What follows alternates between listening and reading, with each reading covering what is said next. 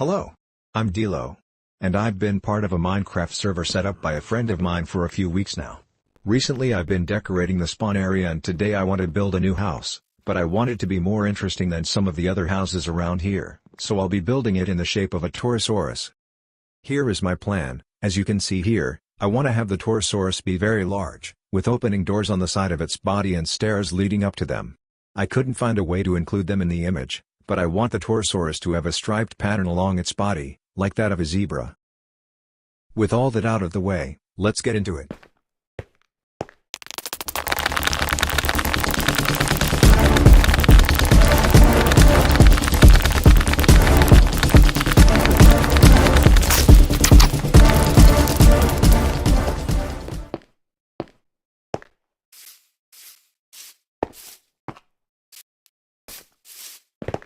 Here is the platform where I will be building the TOROSAURUS using the wood I just collected.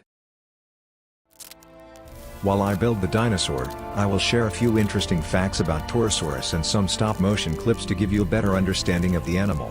TOROSAURUS is a very large ceratopsian dinosaur from the late Cretaceous period. Even compared to most of the other dinosaurs within its family, TOROSAURUS was still very large. It may have even been larger than its more well-known relative, Triceratops.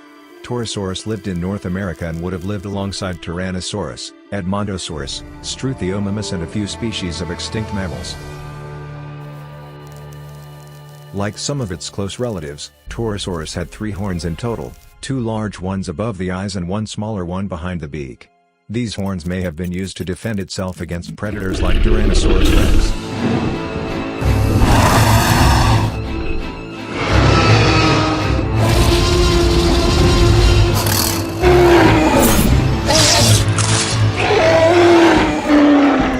The shape of the TOROSAURUS is nearly complete, but I've run out of the quartz blocks I was using to build the horns. That means we need to go on an adventure too. The Nether.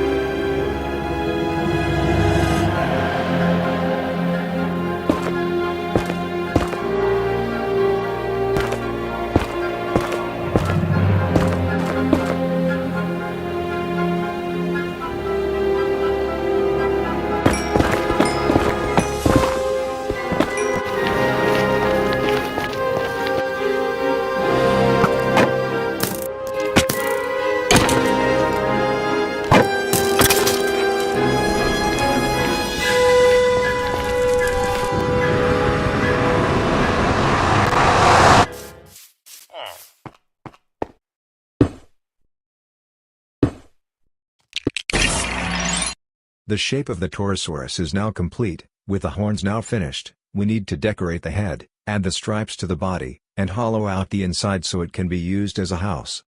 Here is some more information about TOROSAURUS. TOROSAURUS lived at the end of the Cretaceous period, living between 69 and 66 million years ago, meaning it would have been one of the many dinosaurs affected by the asteroid impact. Something I find particularly interesting about ceratopsian dinosaurs is that they are often portrayed with elaborate frill patterns, and in the case of TOROSAURUS, a dinosaur known to possess a particularly large frill, these patterns would most likely be very bold and interesting in order to attract a mate, or scare off predators. Like most other members of its family, TOROSAURUS had eyes on the sides of its head that faced outwards instead of forwards. This gave the animal a very good view of what was happening around it, but it also meant that TOROSAURUS probably had a harder time seeing things that were directly in front of it. The wider field of vision might have assisted Torosaurus and other ceratopsian dinosaurs in looking out for carnivores like crocodilians, tyrannosaurids, dromaeosaurs, mammals, and possibly even large pterosaurs.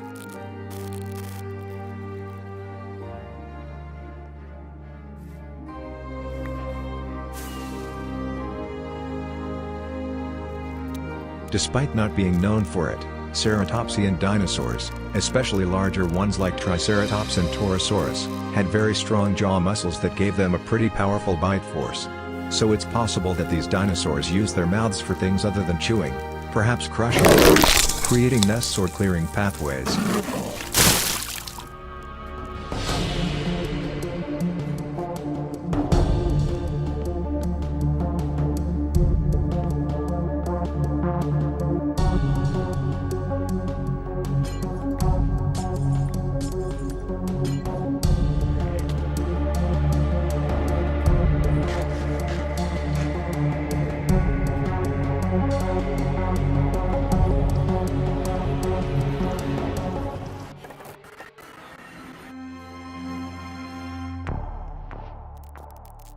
There was once a point in time where Torosaurus was theorized to not represent its own unique genus, but instead represent a new species of Triceratops.